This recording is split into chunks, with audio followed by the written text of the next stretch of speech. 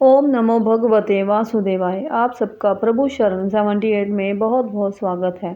भगवान विष्णु माँ लक्ष्मी की कृपा सदा आप सब पर बनी रहे। माघ मास में तीर्थराज प्रयागराज में महाकुंभ पर्व के दौरान 12 फरवरी तक कल्पवास का व्रत मनाया जा रहा है। इस दौरान श्रद्धालु त्रिवेणी के तट पर स्नान, दान, जप, तप करते हैं, जिससे असीम पुण्य की प्राप्ति होती है। महाकुंभ सनातन का अमृत स्नान पर्व है। महाकुंभ में तीर्थराज प्रयागराज में स्नान से मुक्ति मिलती है। यूं ही नहीं, तीर्थराज प्रयाग को तीर्थों का राजा कहा जाता है। माघ मास अध्याय 18 की कथा का प्रारंभ करते हैं। श्री वशिष्ठ ऋषि कहने लगे कि हे राजन, मैंने दत्तात्रेय जी द्वारा कहा माघ मास का महत्म्य कहा। अब माघ मास के स्नान का फल सुनो। हे परंतप, माघ स्नान सब यज्ञों, व्रतों का, तपों का फल देने वाला है। माघ मास में स्नान करने वाले स्वयं तो स्वर्ग में जाते ही हैं, उनके माता और पिता दोनों के कुलों को भी स्वर्ग प्राप्त होता है। जो माघ मास में सूर्योदय के समय नदी आदि में स्नान करता है, उसके माता पिता के 7 कुलों की पीढ़ी स्वर्ग को प्राप्त होती है। माघ मास में स्नान करने वाले दुराचारी और कुकर्मी मनुष्य भी पापों से मुक्त हो जाते हैं और इस मास में हरि का पूजन करने वाले पाप समुदाय से छूटकर भगवान के सदृश शरीर वाले हो जाते हैं। यदि कोई आलस से भी माघ में स्नान करता है, उसके भी सब पाप नष्ट हो जाते हैं। जैसे गंधर्व कन्याएं राजा के श्राप से भयंकर कल को भोगती हुई लोमश ऋषि के वचन से माघ में स्नान करने से पापों से छूट गई। ये वार्ता सुनकर राजा दिलीप विनय से पूछने लगा कि गुरुदेव, ये कन्याएं किसकी थी? उनको कब और कैसे श्राप मिला? उनके नाम क्या थे? ऋषि के वाक्य से कैसे श्राप मुक्त हुई और उन्होंने कहाँ पर स्नान किया? आप विस्तार पूर्वक सब कथा कहिए। वशिष्ठ जी कहने लगे कि हे राजा, जैसे अरणि से स्वयं अग्नि उत्पन्न होती है, वैसे ही ये कथा धर्म और संतान उत्पन्न करती है। हे राजन, सुख संगीत नामक गंधर्व की कन्या का नाम विमोहिनी था। सुशीला तथा स्वर वेदी की सुंबरा, चंद्रकांत की सुतारा तथा सुप्रभा की कन्या चंद्रका, ये 5 सब समान आयु वाली तथा चंद्रमा के समान कांति वाली और सुंदर थी। जैसे रात्रि को चंद्रमा शोभायमान होता है, वैसे ही पुष्प की कलियों के समान खिली हुई ये अप्सराएं थीं। ऊंचे पयोधर वाली पद्मनी, वैशाख मास की कामिनी, यौवन दिखाती हुई नवीन पत्तों वाली लता के सदृश गोरे रंग, सोने के सदृश चमकती हुई और सोने के अलंकारों से सुशोभित सुंदर वस्त्र धारण किए हुए, अनेक प्रकार के गाने और वीणा अथवा बांसुरी तथा दूसरे बाजे बजाने में प्रवीण और ताल स्वर तथा नृत्य कला में निपुण थी। इस प्रकार वह कन्याएं क्रीड़ा करती हुए कुबेर के स्थान में विचरती थी।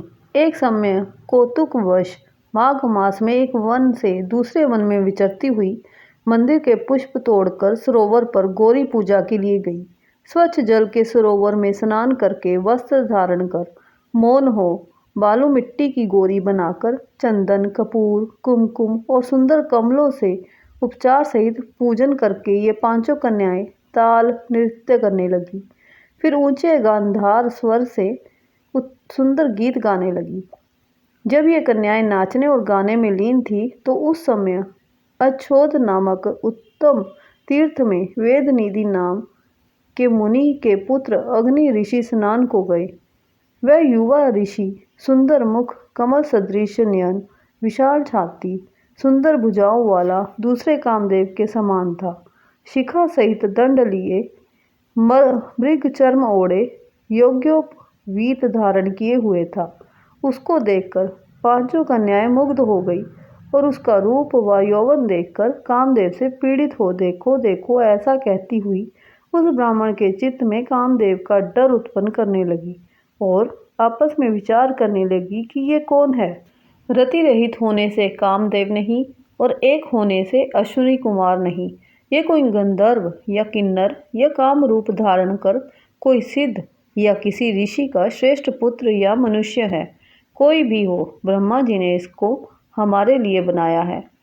जैसे पूर्व कर्म के प्रभाव से संपत्ति प्राप्त होती है, वैसे ही गौरी जी के हम कुमारियों के लिए श्रेष्ठ वर दिया है। और आपस में ये तुम्हारा वर है या मेरा अथवा सबका, ऐसा कहने लगी। जिस समय उस ऋषि पुत्र ने अपनी मध्या की क्रिया करके ऐसे वचन सुने तो वह सोचने लगा कि ये तो बहुत बड़ी समस्या उत्पन्न हो गई। ब्रह्मा, विष्णु, महेश आदि देवता तथा बड़े योगीश्वर भी स्त्रियों के ब्रह्म जाल में मोहित हो गए हैं। इनके तीक्ष्ण बाणों से किसका मन रूपी हिरण घायल नहीं हो सकता। जब तक नीति और बुद्धि रहती है तब तक पाप से भय रहता है। जब तक की गंभीरता रहती है, यम विधि का पालन होता है, तब तक मनुष्य स्त्रियों के काम रूपी बाणों से बींधा नहीं जाता। ये मुझे उन्मत्त और मुग्ध कर रही हैं। किन गुणों से धर्म की रक्षा हो सकती है? स्त्रियों के मांस, रक्त, मल मूत्र से बने घृणित और अशुद्ध शरीर में कामी लोग ही सुंदरता की कल्पना करके रमन कर सकते हैं। शुद्ध बुद्ध वाले महात्माओं ने स्त्रियों के पास रहना कष्टकारक कहा है। सो जब तक ये पास आए घर चले चलना चाहिए। अतः जब तक वह उसके पास आई, वह योग बल के द्वारा अंतर्ध्यान हो गया। ऋषि पुत्र के ऐसे अद्भुत कर्म देखकर वह चकित होकर डरी हुई चारों ओर देखने लगी और आपस में कहने लगी कि ये क्या इंद्रजाल था जो देखते देखते विलीन हो गया। और वह विरह की अग्नि में जलने लगी और कहने लगी कि हे कांत, तुम हमको छोड़कर कहाँ चले गए? क्या तुमको ब्रह्मा ने हमको विरह रूपी अग्नि में जलाने के लिए बनाया था? क्या तुम्हारा चित्त दया रहित है जो हमारा चित्त दुखाकर चले गए? क्या तुमको हमारा विश्वास नहीं? क्या तुम कोई मायावी हो? बिना किसी अपराध के हम लोगों पर क्यों क्रोध करते हो? तुम्हारे बिना हम नहीं जिएंगी। जहाँ पर आप गए हो हमें शीघ्र ले चलो, हमारा संताप हरो और हमें दर्शन दो। सज्जन लोग किसी का नाश नहीं देखते। इस तरह माघ मास की कथा अध्याय 18 का यहीं पे समापन हुआ। और अगले अध्याय में हम जानेंगे कि पांचों कन्याएं वहीं पे प्रतीक्षा करती रही या अपने घर वापस लौट गई। बोलो विष्णु भगवान की जय, माँ लक्ष्मी की जय। जय जय श्री राधे श्याम, जय जय श्री राधे श्याम।